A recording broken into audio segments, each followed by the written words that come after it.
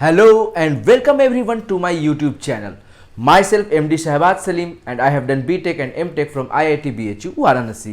तो दोस्तों आज की वीडियो में हम लोग शुरुआत करने वाले हैं क्लास 12th की फिजिक्स की और सबसे पहला चैप्टर जो हम लोग पढ़ेंगे वो है इलेक्ट्रोस्टैटिक्स। क्लास 12th में एनसीईआरटी में इस चैप्टर को दो पार्ट्स में डिवाइड किया गया, मतलब बेसिकली आपको एनसीईआरटी में दो चैप्टर्स मिलेंगे जो सेम इलेक्ट्रोस्टैट्स के होंगे। पहला चैप्टर जो होगा आपका फोर्स फील्ड डाइपोल्स इनकी बात कर रहा होगा और दूसरा चैप्टर पोटेंशियल एनर्जी और कैपेसिटर की बात कर रहा होगा। तो दोस्तों हम लोग एनसीईआरटी के पहले दो चैप्टर्स जो हैं वो हम लोग सिंगल चैप्टर इलेक्ट्रोस्टैटिक्स में पढ़ेंगे। आपको इलेक्ट्रोस्टैटिक्स की प्लेलिस्ट में सारे वीडियोस आपको धीरे धीरे मिल जाएंगे। तो दोस्तों चलिए शुरू करते हैं क्लास 12th का इलेक्ट्रोस्टैटिक्स। तो चाहे आप जेई मेन की प्रिपरेशन कर रहे हो, जेई एडवांस की प्रिपरेशन कर रहे हो या फिर आप क्लास 12th बोर्ड्स की प्रिपरेशन कर रहे हो, तीनों ही के लिए आप मेरा वीडियो बेझिझक देख सकते हो। आपको बहुत कुछ सीखने को मिलेगा एंड हर जगह पर मैं जो चीज़ें बोर्ड्स के लिए होंगी वो मैं बता दूंगा कि ये चीज़ें बोर्ड्स के लिए है या ये चीज़ें जेई मेंस के लिए या जेई एडवांस के लिए, हाँ कि नहीं, पहले ही मैं क्लियर कर दूंगा ताकि आप अपना माइंडसेट उसी तरीके से अपना कि हाँ ये चीज़ मुझे एडवांस के लिए पढ़नी है, ये चीज़ मुझे मेंस के लिए पढ़नी है, पहले से ही कर लो। तो चलिए बिना डिले किए हुए स्टार्ट करते हैं इलेक्ट्रोस्टैटिक्स। ठीक, तो इलेक्ट्रोस्टैटिक्स पढ़ने से पहले मैक्सिमम लोग आप देखोगे ना तो सीधा कूलम्स लॉ से ही शुरू करते हैं, लेकिन कूलम्स लॉ से शुरू करना ठीक बात नहीं है, क्योंकि इलेक्ट्रोस्टैटिक्स शुरू करने से पहले आपको जो इलेक्ट्रोस्टैटिक्स का जो बेसिक्स है आपको उन बेसिक्स पे कमांड करना पड़ेगा। तो सबसे पहले इलेक्ट्रोस्टैटिक्स जो है अगर आप नाम पे ही अगर फोकस करोगे तो आप इलेक्ट्रोस्टैटिक्स को दो पार्ट्स में अगर ब्रेक कर लो तो पहला पार्ट क्या है, electro stands for what, electro stands for electron and static का मतलब क्या होता है, एट रेस्ट। तो ये जो इलेक्ट्रॉन है, इलेक्ट्रॉन का मतलब क्या होता है दोस्तों, इलेक्ट्रॉन का मतलब होता है क्या, चार्ज। क्योंकि इलेक्ट्रॉन अपने साथ अगर कुछ कैरी करता है ना तो वो कैरी करता है क्या, चार्ज। तो एक इलेक्ट्रॉन के पास -1.6 इंटू 10⁻⁻19 कूलम चार्ज होता है। इलेक्ट्रॉन के पास नेगेटिव चार्ज होता है, प्रोटॉन के पास पॉजिटिव चार्ज होता है, लेकिन मैग्नीट्यूड क्या होता है, सेम, बस नेचर क्या होता है, अपोजिट। तो इलेक्ट्रॉन का मतलब क्या है, चार्ज। तो इलेक्ट्रोस्टैटिक्स का मतलब अगर हम लोग समझेंगे तो बेसिकली क्या है, चार्ज एट रेस्ट। इलेक्ट्रोस्टैटिक्स का मतलब क्या हो गया, बेसिकली चार्ज एट रेस्ट। इसका मतलब यह है कि इलेक्ट्रोस्टैटिक्स में हम लोग जो भी चीजों को पढ़ेंगे सब में क्या होगा, आपका चार्ज रेस्ट पे रहेगा। और चार्ज रेस्ट के पे रहने के कारण जो भी चीजें हो रही होंगी, जो भी फिनोमेनास हो रहा होगा, वो सारी चीजें हम लोगों को यहां पढ़ना है। जैसे इलेक्ट्रिक फील्ड क्या होगी, इलेक्ट्रिक पोटेंशियल क्या होगा, पोटेंशियल एनर्जी क्या होगी, इलेक्ट्रिक फोर्स क्या होगा, हाँ कि नहीं। तो ये सारी चीजें हम लोगों को पढ़ना होता है किसमें, इलेक्ट्रोस्टैटिक्स में। तो सबसे पहले हम लोग इलेक्ट्रोस्टैटिक्स का अगर डेफिनेशन अगर हम लोग लिखना चाहें तो कैसे लिख सकते हैं, तो सीधा लिखेंगे इलेक्ट्रोस्टैटिक्स के बारे में क्या,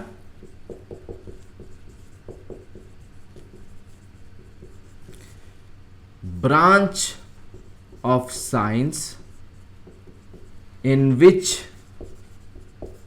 we study all the phenomena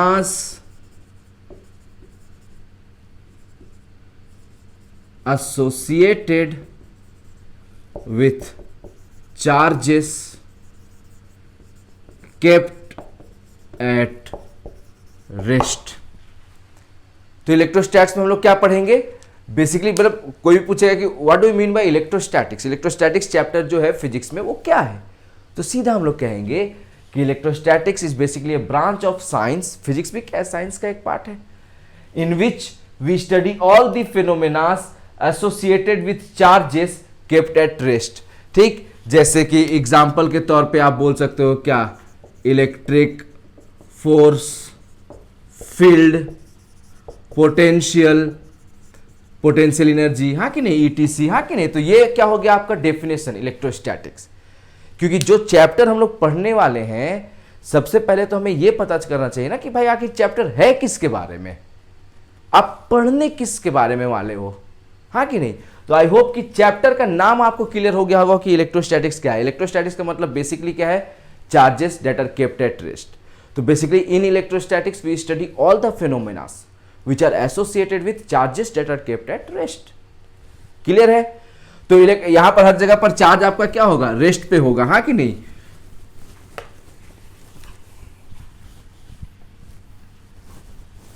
तो सबसे पहले आपके मन में क्या सवाल आएगा बताइए। सबसे पहले इलेक्ट्रोस्टैटिक्स वर्ड का नाम सुनते ही आपके मन में सबसे पहला क्या सवाल आएगा जी। तो तब से आप लोग देख रहे हो, हम लोग charge charge charge charge charge की ही बात कर रहे हैं।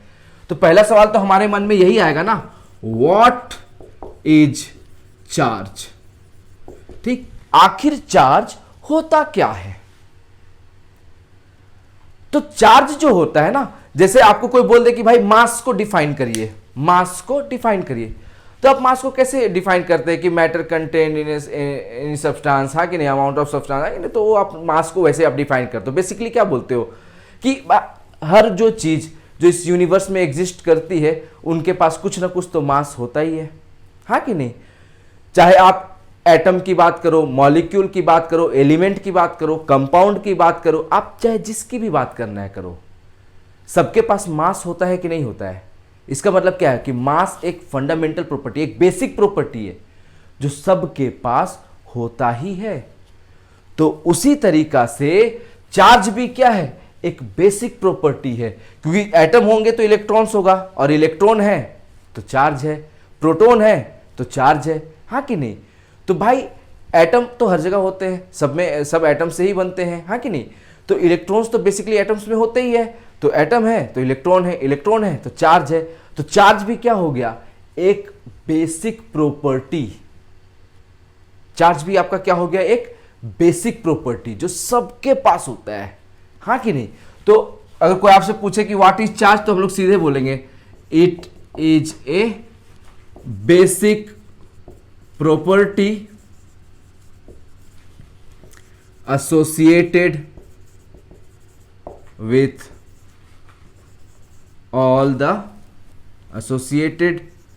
with all the particles। Okay, charge क्या है, एक basic property associated with all the particles. And जो सबसे मेन है, आर responsible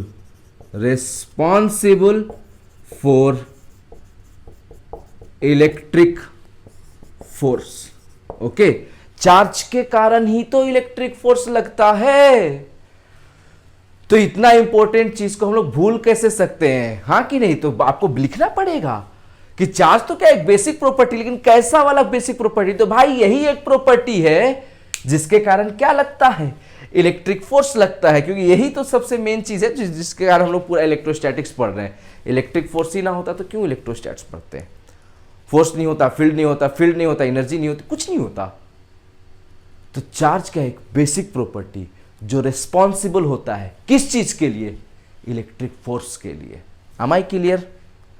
तो अगर आपको समझ में आया है कि चार्ज क्या है, तो प्लीज आप वीडियो को जरूर से लाइक करें, और अगर आपने अभी तक सब्सक्राइब नहीं किया है चैनल को, तो प्लीज चैनल को सब्सक्राइब कर लें। तो अभी क्या है ना कि हम लोगों को पता चल गया कि भाई चार्ज क्या होता है। हम लोगों को क्या पता चल गया भाई, चार्ज क्या होता है, व्हाट इज चार्ज, ये हम लोगों को पता चल गया। अब दूसरा जो इंपॉर्टेंट चीज जो आपको बेसिक्स पता होना चाहिए वो क्या है, नेचर ऑफ चार्ज।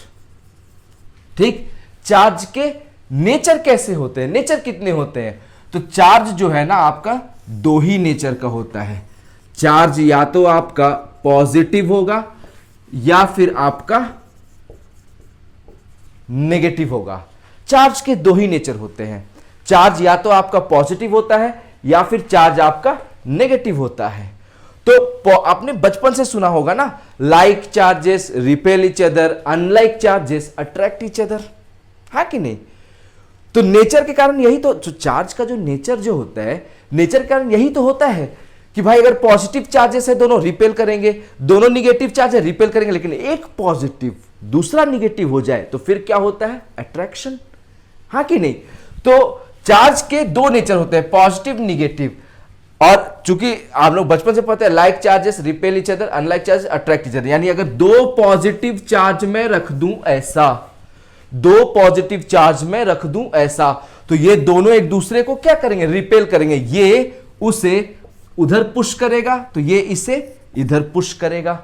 अगर मैं दोनों चार्जेस निगेटिव रख दूं तो ये भी एक दूसरे को क्या करेंगे? रिपेल करेंगे। ये उसे उधर पुश करेगा, ये इसे इधर पुश करेगा। फंडा सिंपल है, like charges repel each other. लेकिन जहां मैंने एक पॉजिटिव और एक निगेटिव ले लिया तो अब भाई पॉजिटिव अनलाइक, आगे नहीं, अनलाइक चार्जेस एकदम ऑपोजिट नेचर, तो ऑपोजिट नेचर तो ऑलवेज अट्रैक्ट करते हैं ना, आगे नहीं। तो डायरेक्टली आप यहां पर कह सकते हो कि ये पॉजिटिव चार्ज इस निगेटिव चार्ज को अपनी तरफ अट्रैक्ट करेगा, ये निगेटिव चार्ज इस पॉजिटिव चार्ज को अपनी तरफ अट्रैक्ट करेगा। तो जो फोर्सेस का नेचर है ना, कि फोर्स अट्रैक्टिव होगा या फोर्स रिपल्सिव होगा, वो कौन डिसाइड करता है? चार्ज का नेचर, कि भाई दोनों पॉजिटिव है या दोनों निगेटिव, या एक पॉजिटिव या एक निगेटिव। तो बोलिए, क्लियर है ना? ओके, ठीक। तो आप लोग को कहीं पे भी अगर लगे कि हाँ ये इंपॉर्टेंट चीजें नोट कर, वैसे तो आपको पूरे चीजें जो मैं आपको पढ़ा रहा हूं ना, ये आपको नोट करते हुए चलना चाहिए। जहां पर आपको लग रहा है कि इंपॉर्टेंट है, पॉज किया, नोट कर लिया, फिर प्ले कर दिया, फिर पॉज किया, नोट किया, प्ले किया, पूरा लेक्चर नोट्स तैयार करिए। ये जो लेक्चर नोट्स जो होगा ना आपका, यही आपका मेन टेक्स्ट बुक बनेगा आगे चल करके। टेक्स्ट बुक, एग्जाम आया, कुछ नहीं, लेक्चर नोट्स खोला, लेक्चर नोट्स में की थ्योरी पढ़ ली, क्वेश्चंस कर लिए, टॉपिक तैयार। जिस भी टॉपिक का एग्जाम हो, पूरा फुल लेंथ हो, कोई नहीं, नोट्स खोलिए, नोट्स पढ़िए। नोट्स आप इजीली रिवाइज भी कर सकते हो, और नोट्स में आपके सब कुछ रहेगा A to Z, चाहे बात जेईई मेंस की हो, एडवांस की हो या बोर्ड्स की हो। फिजिक्स जो है ना, हम आपको फिजिक्स सिखा देंगे हंसते खेलते, बड़े आसान तरीके से। बस आपको क्या करना है? आपको मेरे साथ बने रहना है, जुड़े रहना है और समझते चलना है, हाँ कि नहीं? Okay, very good, very good, very good.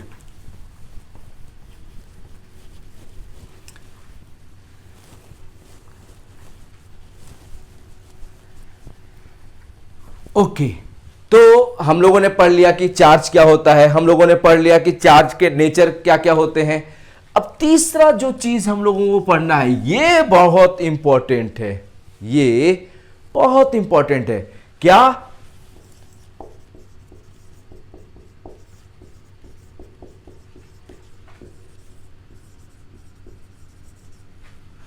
Quantization of charge. क्या? Quantization of charge. क्वांटाइजेशन का मतलब क्या होता है? क्वांटाइजेशन का मतलब यह होता है कि अगर मान लीजिए कोई भी एक पार्टिकल है, या फिर आप इसको रियल लाइफ से भी आप इमेजिन कर सकते हैं कि मान लीजिए आप कोई बिस्किट हो गया या फिर कोई चॉकलेट्स हो गए। तो जो चॉकलेट्स जो है, अगर आपको किसी को देना है तो आप चॉकलेट्स को मान लो आप तोड़ नहीं सकते हो। जब आप दोगे तो पूरा का पूरा ही चॉकलेट दोगे या एक भी चॉकलेट नहीं दोगे, कुछ भी नहीं दोगे, ठीक? आप नियम क्या है? चॉकलेट को आप तोड़ नहीं सकते हो, बिस्किट को आप तोड़ नहीं सकते हो। तो आप या तो एक बिस्किट दोगे या एक चॉकलेट दोगे, या दो बिस्किट, दो चॉकलेट, 3, 4, 5, जब भी दोगे एक इंटीजर के मल्टीपल में ही दोगे। क्यों? तोड़ नहीं सकते, फ्रैक्शन हो नहीं सकता। तो इसका मतलब क्या है कि अगर हम लोग बिस्किट के बजाय अब ना उसको क्या कर दीजिए? चार्ज कर दीजिए, इलेक्ट्रॉन कर दीजिए। क्या कर दीजिए? इलेक्ट्रॉन। हम लोगों ने पढ़ा ना कि भाई एटम जो होता है ना, एटम को भी तोड़ा जा सकता है, और एटम के अंदर में भी आपको क्या मिलेगा? Electron, proton, neutron. वैसे तो बहुत पार्टिकल्स होते हैं एटम के अंदर में, लेकिन जो पार्टिकल्स जिनका मास सिग्निफिकेंट होता है, जो हम लोगों को मतलब जो जिसको हम लोग पढ़ सकते हो, ऐसे तो आपके 3 ही पार्टिकल्स होते हैं, इलेक्ट्रॉन, प्रोटॉन, न्यूट्रॉन, जिसमें प्रोटॉन और न्यूट्रॉन तो न्यूक्लियस के अंदर होता है। बस इलेक्ट्रॉन ही एक ऐसा पार्टिकल होता है जो न्यूक्लियस के बाहर होता है, बाकी सब न्यूक्लियस के अंदर। तो क्वांटाइजेशन ऑफ चार्ज का मतलब यह है ना कि अगर मान लीजिए कोई एक बॉडी है, इसको आपको क्या करना है ना, इसको ना आपको प्लस क्यू चार्ज देना है। क्या देना है आपको? प्लस क्यू चार्ज देना है। तो इसको प्लस क्यू चार्ज देने के लिए आपको क्या करना पड़ेगा? इसमें से इलेक्ट्रॉन्स निकालने पड़ेंगे, हाँ कि नहीं? क्योंकि इन जनरल तो एटम क्या होता है? इलेक्ट्रिकली न्यूट्रल होता है। अगर आप उससे इलेक्ट्रॉन निकाल लिए तो पॉजिटिवली चार्ज हो जाएगा, उसको इलेक्ट्रॉन दे दिए तो वो निगेटिवली चार्ज हो जाएगा, हाँ कि नहीं? जिसका भी एक्सेस हो, इलेक्ट्रॉन का एक्सेस है, बॉडी निगेटिवली चार्ज, इलेक्ट्रॉन का डेफिसिट है, प्रोटॉन का एक्सेस है, तो बॉडी पॉजिटिवली चार्ज। तो वही है ना कि अगर आपको इसको प्लस क्यू चार्ज देना है तो आपको इसमें से क्या होगा? आपको इलेक्ट्रॉन्स को निकालने पड़ेंगे, हाँ कि नहीं? अब वही चीज है, यहां पर कहा गया है ना कि आप इलेक्ट्रॉन को नहीं तोड़ सकते। आप एटम को तोड़ सकते हो इलेक्ट्रॉन, प्रोटॉन, न्यूट्रॉन्स में, लेकिन इलेक्ट्रॉन को नहीं तोड़ा जा सकता है। Electron is the smallest charge particle. Electron का और सब डिवीजन नहीं हो सकता, इलेक्ट्रॉन से और छोटी चार्ज आपको नहीं मिल सकती। तो याद रखिएगा सब दोस्तों कि सबसे मिनिमम चार्ज जो पॉसिबल है ना, सबसे छोटा चार्ज जो पॉसिबल है, वो एक इलेक्ट्रॉन का ही चार्ज है। इलेक्ट्रॉन को भी और नहीं तोड़ा जा सकता है। तो अगर आपको इसको प्लस क्यू चार्ज देना है तो इसमें से इलेक्ट्रॉन्स निकालने पड़ेंगे। आप एक इलेक्ट्रॉन निकालोगे, दो निकालोगे, तीन, चार, आप 2.5 इलेक्ट्रॉन्स नहीं निकाल सकते। आप 3.5 इलेक्ट्रॉन्स, फ्रैक्शन तो टूट ही नहीं सकता है ना, इलेक्ट्रॉन टूट ही नहीं सकता है कि आप उसको आधा कर दो। वो जब जाएगा पूरा एक जाएगा। तो एक इलेक्ट्रॉन हो सकता है, दो हो सकता है, तीन हो सकता है, पांच हो सकता है, 5.5 नहीं हो सकता, 6.5 नहीं हो सकता। जब जाएगा पूरा इलेक्ट्रॉन ही साथ में जाएगा, पूरा इलेक्ट्रॉन, एक इलेक्ट्रॉन पूरा। तो अगर मान लीजिए अब इलेक्ट्रॉन्स को आप अगर तोड़ नहीं सकते हैं तो कुछ आप इससे मतलब कुछ आप इससे 10 इलेक्ट्रॉन निकाल लोगे, 12 इलेक्ट्रॉन निकालोगे, हाँ कि नहीं? कुछ एक होल नंबर निकालोगे इलेक्ट्रॉन्स का। तो मान लीजिए अगर आप n इलेक्ट्रॉन्स निकाल रहे हैं तो n इंटू ई, एक इलेक्ट्रॉन के पास चार्ज क्या होता है? E। अगर n इलेक्ट्रॉन्स निकाल लिया तो बेसिकली आपने क्या किया? आपने Ne निगेटिव चार्ज बॉडी से निकाल लिया।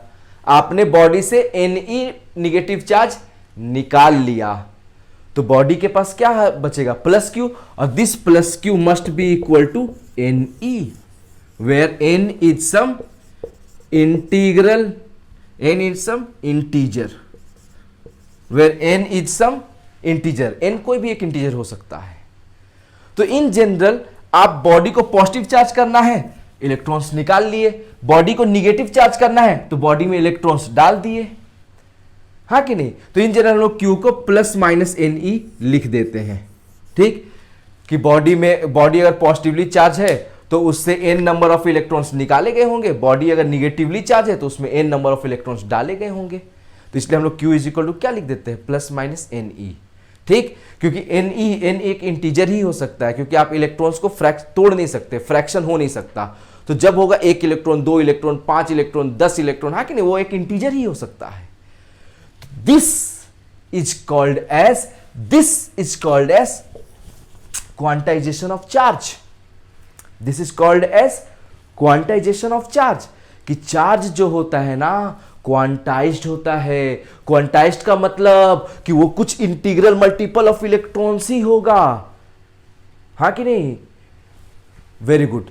तो ये था दोस्तों क्या? Quantization of charge. अब हम लोग ना क्वांटाइजेशन ऑफ चार्ज पे ना एक न्यूमेरिकल कर लेते हैं। क्या कर लेते हैं? एक न्यूमेरिकल सॉल्व कर लेते हैं, ठीक? और न्यूमेरिकल सॉल्व कर, क्वेश्चन क्या है आपका?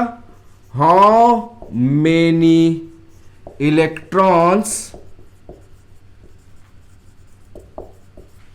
must be, how many electrons must be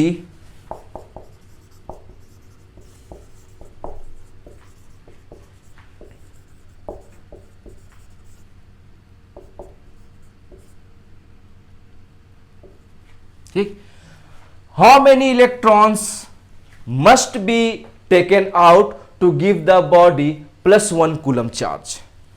आप किसी बॉडी से कितना इलेक्ट्रॉन्स निकालोगे कि बॉडी पे क्या आ जाए? Plus 1 coulomb charge. तो मान लीजिए कुछ n नंबर ऑफ इलेक्ट्रॉन्स आपको निकालना पड़ रहा है बॉडी को 1 कूलम चार्ज देने के लिए, यही n की वैल्यू हमें क्या करनी है, फाइंड करनी है। तो चुपचाप से हम लोग क्या करेंगे, फॉर्मूला लगा देंगे क्वांटाइजेशन का, Q is equal to NE। कितना चार्ज आपको देना है, 1 कूलम, उसके लिए कुछ n नंबर ऑफ इलेक्ट्रॉन्स निकाले गए होंगे और E की वैल्यू क्या होती है 1.6 इंटू 10 टू पावर माइनस 19। तो यहां से n क्या आ गया 1 by 1.6 into 10 to power minus 19।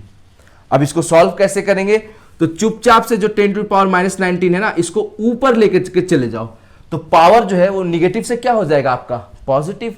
तो इसको हम लोग लिख लेंगे क्या, नीचे से ऊपर लेकर के चले गए तो 10 टू पावर 19 हो गया। अब 10 टू पावर 19 को हम लोग क्या लिख सकते हैं, 10 into 10 to power 18 divide by 1.6।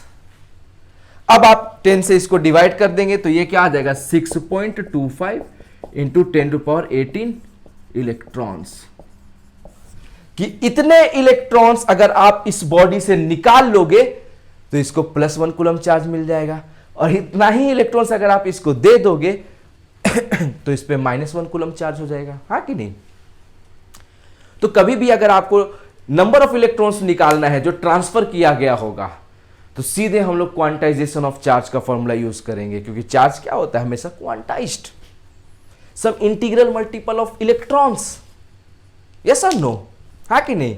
तो समझ में आया तो प्लीज वीडियो को पॉज करके आप लोग नोट कर लें, क्योंकि अब हम लोग आगे बढ़ेंगे, ठीक। तो यहां तक सबका हो गया है, क्लियर है सबको, ओके वेरी गुड। कुछ भी डाउट हो तो प्लीज आप कमेंट सेक्शन में आप डाउट बोल सकते हो, बता सकते हो, कमेंट लिख सकते हो।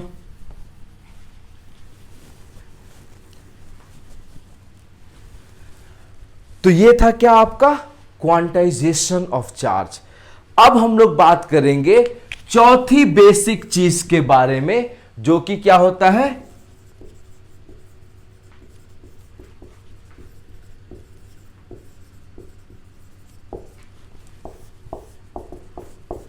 Conservation of charge. Conserve word जो है ना, ये हम लोग अक्सर सुनते रहते हैं। आखिर कंजर्वेशन का मतलब क्या होता है, कंजर्व का मतलब क्या होता है। तो कंजर्व का मतलब होता है खर्च ना होना, बचे रह जाना। जैसे क्लास 11 में आप पढ़ते होंगे conservation of linear momentum, conservation of angular momentum, conservation of energy, हाँ कि नहीं। कंजर्वेशन ऑफ एनर्जी का मतलब क्या होता है कि एनर्जी जो है ना वो खर्च नहीं हो रही, आपका इनिशियली जितना एनर्जी था बाद में भी आपको उतना ही एनर्जी रहेगा। तो कंजर्वेशन का मतलब क्या हो गया कि एनर्जी खर्च हुई ही नहीं, जितना पहले था बाद में भी उतना ही है। तो कंजर्वेशन का मतलब इन जनरल क्या होता है कि कोई भी ऐसी चीज जो खर्च ना हो, इनिशियल भी वही हो, फाइनल भी वही हो। तो कंजर्वेशन ऑफ चार्ज का मतलब यह है कि चार्ज जो होता है ना वो क्या होता है आपका किसी भी सिस्टम में कंजर्व होता है। किसी भी सिस्टम में जो नेट चार्ज जो होगा ना वो क्या रहेगा, कंजर्व रहेगा। तो हम लोग बोल सकते हैं कंजर्वेशन ऑफ चार्ज का मतलब है, conservation of charge means that net charge of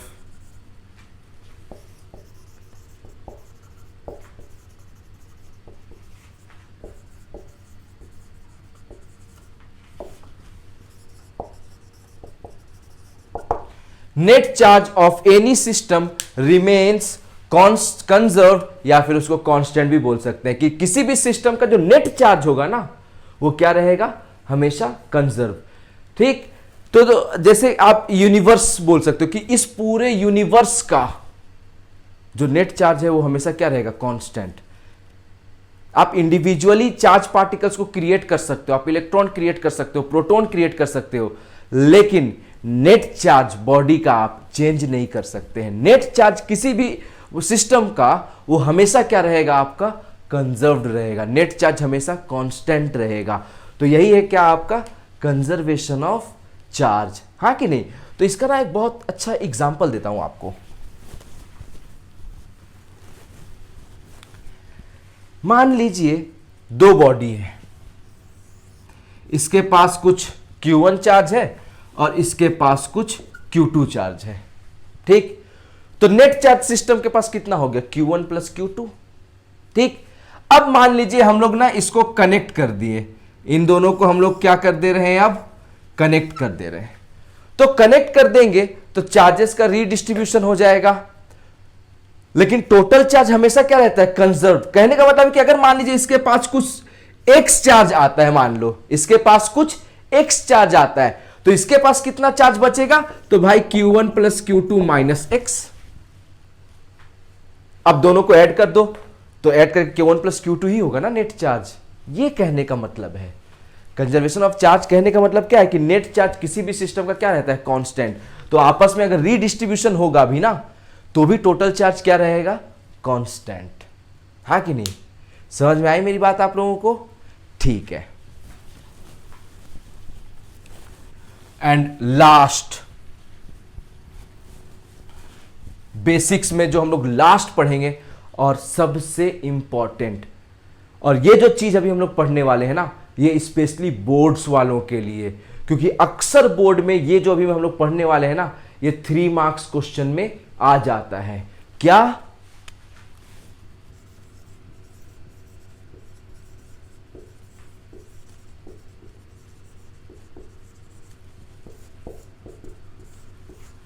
methods of charging. तो दोस्तों तुरंत कॉपी में मेथड्स ऑफ चार्जिंग लिख करके ऊपर में लिख लीजिए, स्पेशली फॉर बोर्ड्स। क्यों? बोर्ड में ये अक्सर पूछा जाता है कि what are the methods of charging. 3 method होते हैं, तीनों मेथड आपको लिखना पड़ता है विथ प्रॉपर डेफिनेशन, पूरे 3 मार्क्स आपको मिलते हैं। तो मेथड्स ऑफ चार्जिंग जो है, आपको बेसिकली 3 मेथड्स होते हैं चार्जिंग के, कि अगर किसी भी बॉडी को आपको चार्ज अगर करना है तो उसके 3 ही तरीके होंगे, जिसमें सबसे पहला तरीका जो है, सबसे पहला मेथड जो है चार्जिंग का, वो है क्या, चार्जिंग बाय रबिंग। ठीक, रबिंग मतलब ये जो बचपन में लोग नहीं करते थे, पेन लिया, बाल में ऐसे रगड़ दिया उसको, हाँ कि नहीं, उसके बाद कागज के जो छोटे छोटे टुकड़े जो होते थे उनके पास लेकर जाते थे, तो कागज के टुकड़े क्या हो जाते थे, चिपक जाते थे। तो बेसिकली क्या होता था ना कि इसको जो हमने ऐसे जो घिसा, रब किया, जो फ्रिक्शन, हाँ कि नहीं, तो ये पॉजिटिवली चार्ज हो गया। अब कागज के टुकड़ों पे ये क्या होगा, वो इलेक्ट्रॉन्स तो होंगे ही कागज के टुकड़ों पे, तो ये पॉजिटिवली चार्ज हो गया, उन इलेक्ट्रॉन्स को अट्रैक्ट करता है, तो कागज जाकर के क्या हो जाते हैं, चिपक जाते हैं। जो पेपर्स, जो पीसेस होते हैं पेपर्स के, वो जाके इसमें क्या हो जाते हैं, चिपक जाते हैं। क्यों? ये पॉजिटिवली चार्ज, इसमें इलेक्ट्रॉन्स है, electrons negative charge, positive negative attraction, हाँ कि नहीं। तो पहला जो मेथड है that is charging by rubbing, का मतलब है कि हम लोग घिस करके चार्ज करते हैं। ठीक, रब करके, इसको friction, charging by rubbing, charging by friction भी लोग इसको बोलते हैं। इसका दूसरा नाम चार्जिंग बाय फ्रिक्शन भी आप कह सकते हो, क्योंकि यहां पर भी घिसना मतलब क्या है, फ्रिक्शन। तो चार्जिंग बाय रबिंग में हम लोग क्या होता है, इसका जो सिंपल डेफिनेशन क्या हो जाएगा कि when two bodies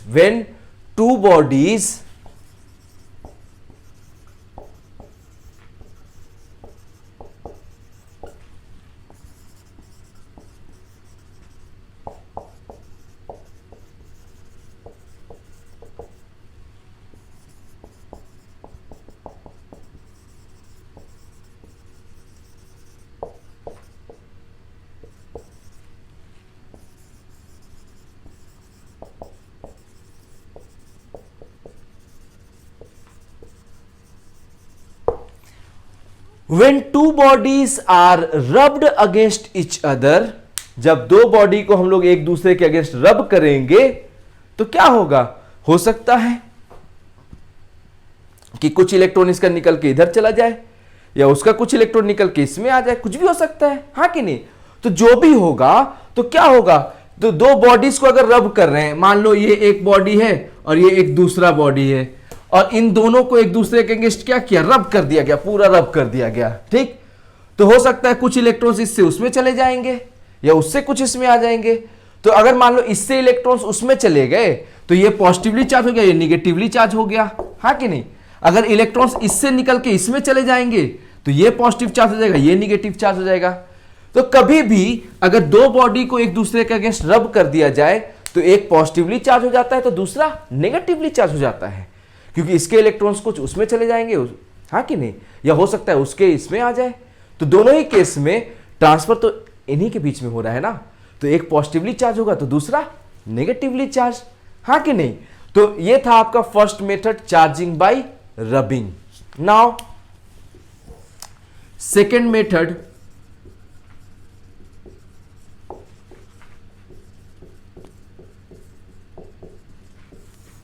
charging by conduction. Conduction बोले तो यहां पर बेसिकली क्या होता है, इसको हम लोग बोल सकते हैं कि चार्जिंग बाय कांटेक्ट भी आप बोल सकते हो, कि इसमें बेसिकली क्या किया जाता है, बॉडीज को कांटेक्ट में लाया जाता है। पहले केस में कांटेक्ट में था लेकिन रब करते थे हम लोग, रब, ठीक, घिसते थे इसको। इस केस में घिसना नहीं है, बस आपको टच करा देना है, बस आपको क्या कर देना है, टच करा देना है। टच करते ही क्या हो जाएगा, बॉडी चार्ज हो जाता है। तो चार्जिंग बाय कंडक्शन का मतलब क्या है आपका, बेसिकली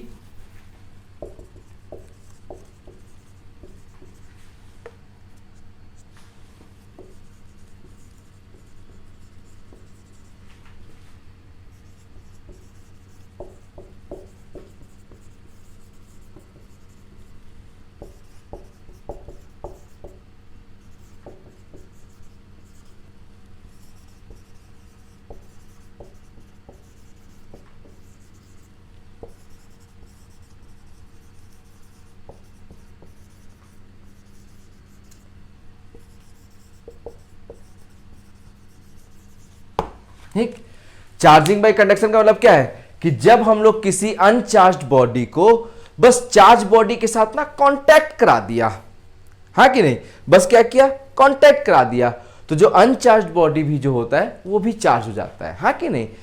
एग्जाम्पल देखना है ना, तो क्या करिए, घरों में आप देख रहे होंगे वायर्स तो कितने सारे जा रहे होंगे, किसी भी वायर को पकड़ा, उसका रबर कोटिंग हटाया और पकड़ लिया, ठीक, चार्ज हो जाओगे आप पूरा, हाँ कि नहीं, बस टच करने की देरी है।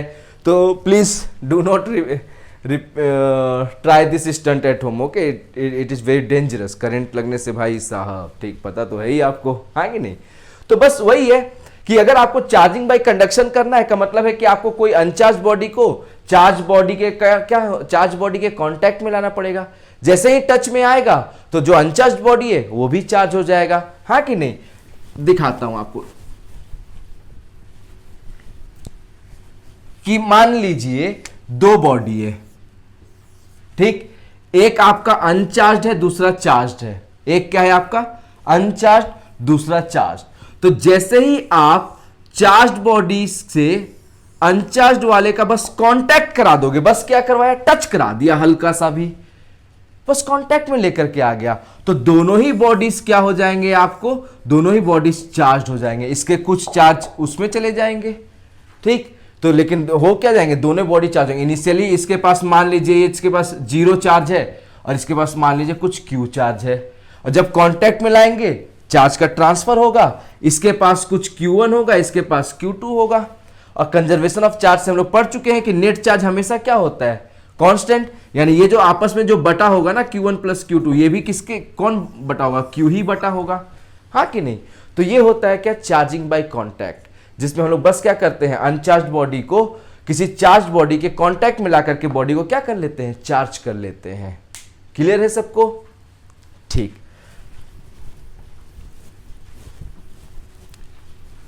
तो ये था दूसरा मेथड, चार्जिंग बाय कंडक्शन, ठीक।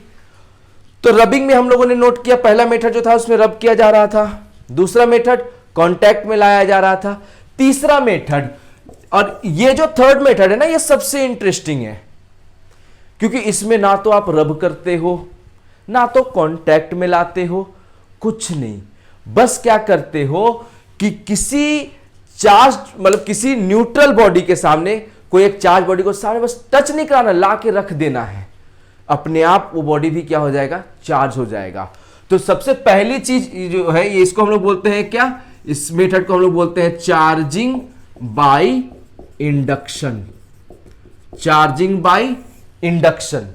इसमें क्या होता है, तो there is no physical contact. ठीक, यहां पर चार्ज और अनचार्ज बॉडी के बीच में कोई भी कांटेक्ट नहीं होता, कोई भी फिजिकल कांटेक्ट नहीं होता, टच नहीं होता, कुछ नहीं होता। यहां पर बस क्या होता है कि किसी चार्ज बॉडी को हम लोग अनचार्ज बॉडी को सामने लेकर के चले जाते हैं, पास में से रख देते हैं, तो उससे भी क्या हो जाता है, उससे भी चार्ज इंड्यूस हो जाते हैं। जैसे एग्जांपल के तौर पे मान लीजिए आपको एक ऐसा न्यूट्रल बॉडी है। क्या है? Neutral body. न्यूट्रल बॉडी कहने का मतलब है कि इसमें इलेक्ट्रॉन्स प्रोटॉन्स अपना डिस्ट्रीब्यूटेड है। ठीक, नेट चार्ज बॉडी का क्या है? 0। हमने बस क्या किया, इसके सामने एक निगेटिव चार्ज का रॉड लेकर के आ गया। ठीक, क्या किया हम लोगों ने? निगेटिव चार्ज का एक रॉड लेकर के आ गए इसके सामने। अब इससे क्या होगा? तो ये तो निगेटिवली चार्ज है, ये तो जितने भी इसके अंदर में निगेटिव चार्जेस होंगे सबको रिपेल करेगा, और जो पॉजिटिव चार्ज होंगे उसको अट्रैक्ट करेगा। तो थोड़े समय के बाद, मतलब थोड़े समय का इंस्टेंटेनियसली आप कह सकते हो कि सिचुएशन जो होगा आपका वो कैसा हो जाएगा। तो ये आपका निगेटिवली चार्ज रॉड है और सामने ये आपका न्यूट्रल बॉडी। तो ये बेसिकली सारे इलेक्ट्रॉन्स को रिपेल करके एक साइड भेज देगा और सारे प्रोटॉन्स को अट्रैक्ट करके एक तरफ लेकर के आ जाएगा। तो अब आप कह सकते हो ना कि ये जो बॉडी है ये half positively charge and half negatively charged. तो बोलिए बॉडी चार्ज हो गया कि नहीं हो गया? हाँ कि नहीं? तो ये भी एक मेथड है क्या आपको चार्जिंग का। आपको चार्जिंग बाय इंडक्शन का एक और एग्जांपल दिखाता हूं जिससे कि और आपको कॉन्सेप्ट क्लैरिटी आ जाएगा। मान लीजिए ये आपको ना एग्जांपल आपको एनसीईआरटी बुक में भी मिलेगा। ठीक, कि दो ऐसे ना स्फीयर्स है, कंडक्टर्स है, बोल लीजिए दो कंडक्टर है जो आपस में से टच करा के रखा हुआ है, बस टच किया हुआ है। ठीक, और हम लोग इसके साथ अभी क्या होगा, अभी तो सब न्यूट्रल होगा, सब चार्ज, मतलब मान लीजिए ये भी इनिशियली न्यूट्रल था, ये भी इनिशियली न्यूट्रल था, और टच करवाया। ठीक, दोनों का पोटेंशियल भी सेम था, सब कुछ सेम था, आइडेंटिकल एकदम। तो ये अभी सब क्या है, सब चीजें क्या है, न्यूट्रल है। लेकिन आपने क्या किया, इसके सामने एक निगेटिव चार्ज रॉड लेकर गया। चलिए इस बार हम लोग ना पॉजिटिव चार्ज रॉड ले लेते हैं। तो पॉजिटिव चार्ज रॉड ले लेंगे तो अभी क्या होगा, ये निगेटिव चार्जेस को अट्रैक्ट करेगा। अब पहले से मान लीजिए इसमें भी तो इलेक्ट्रॉन्स होंगे, इसमें भी जो इलेक्ट्रॉन्स होंगे, ये क्या करेगा, ये सारे इलेक्ट्रॉन्स को अपनी तरफ अट्रैक्ट करेगा। तो इसके जो अपने इलेक्ट्रॉन्स है वो तो इधर आ ही जाएंगे। ठीक, और इसके भी जो इलेक्ट्रॉन्स है वो भी अट्रैक्ट होकर के आ ही जाएंगे। और जो पॉजिटिव चार्ज होंगे प्रोटॉन्स, वो क्या होगा, तो इसके अंदर जो भी प्रोटॉन्स होंगे सब पॉजिटिव चार्ज से रिपेल होकर के एक साइड चले जाएंगे, और इसके अंदर के भी जो भी प्रोटॉन्स होंगे वो भी इस साइड जाकर के आपको जितना दूर जा सकते हैं चले जाएंगे सब। हाँ कि नहीं? अब आप क्या करो, इन दोनों मेटल्स को, दोनों कंडक्टर्स को ना अलग अलग कर दीजिए, और अलग अलग करके क्या कर दो, इस रॉड को हटा दो। ठीक, तो इस रॉड को हटा दोगे तो इधर का तो इलेक्ट्रॉन इधर आ चुका है, तो अब ये बेसिकली एक्सेस इलेक्ट्रॉन हो गया, तो ये आपको क्या हो जाएगा, ये आपको निगेटिवली चार्ज हो जाएगा। ठीक, और सारे प्रोटॉन्स, इसके भी प्रोटॉन्स में जा चुके हैं, इसमें प्रोटॉन एक्सेस में चला गया है, तो ये आपको क्या हो जाएगा, ये पॉजिटिवली चार्ज हो जाएगा। हाँ कि नहीं? तो आपने क्या किया, आपने बॉडीज को चार्ज कर लिया ना। यार यहां पर कोई टच कराया, आपने कोई रब किया नहीं ना, बस सामने रखने से भी क्या हो गया, आपका बॉडी चार्ज हो गया। तो this is actually charging by induction. तो बोलो क्लियर है सबको? तो दोस्तों आपको ना कूलम्स लॉ से पढ़ने से पहले ये जो मैंने अभी आपको जो पढ़ाया, चार्ज क्या होता है, चार्ज के नेचर क्या होते हैं, कंजर्वेशन ऑफ चार्ज क्या होता है, मेथड्स ऑफ चार्जिंग क्या होता है, क्वांटाइजेशन ऑफ चार्ज क्या होता है, ये सब चीजें ना आपको पहले से पता होना चाहिए। अब ये सब चीजें जब आपको पता चल गया है ना, तो आपको इलेक्ट्रोस्टैटिक्स का बेसिक्स आ गया। अब ना आप तैयार हो कूलम्स लॉ से स्टार्ट करने के लिए, क्योंकि वहां से एक्चुअली आपका इलेक्ट्रोस्टैटिक्स स्टार्ट होता है। बट बिना बेसिक्स के ना पढ़ने में मजा नहीं आता।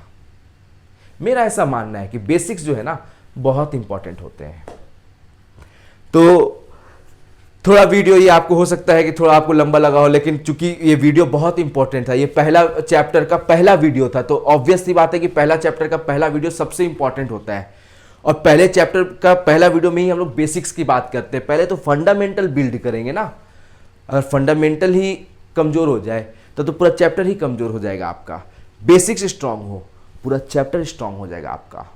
तो दोस्तों, अगर आप लोगों को समझ में आया हो, चीजें अच्छी लगी हो, मेरा टीचिंग स्टाइल आपको पसंद हो या कुछ भी, तो please do like the video and जरूर से आप चैनल को सब्सक्राइब कर लें। एंड आप अपने फ्रेंड्स में भी वीडियोस को शेयर कर सकते हो।